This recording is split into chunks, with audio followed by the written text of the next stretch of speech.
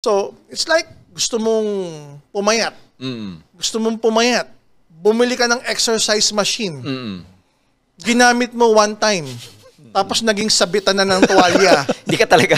Tapos after 2 months, sinisisi mo. Naku, kasalanan ng exercise machine. Tama. Scam yung exercise machine. Hindi, papayat ka kung gagamitin mo yung exercise machine. May effort ka. Pwedeng mabagal, pwedeng mabilis. Depende sa effort. But please don't blame the exercise machine. Same goes with us. Kung hindi ka kumita, please don't blame us. Kasi merong kumita. And then you will rebuttal. Bakit konti lang kumita? Depende sa ratio and proportion mo. Konti is subjective. Is 3 out of 10 konti?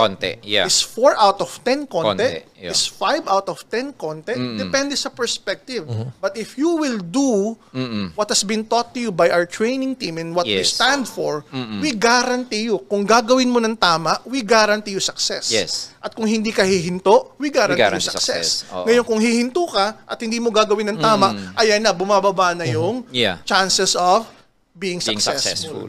But if you're gonna do it right, use our vehicle or our opportunity, I guarantee you success.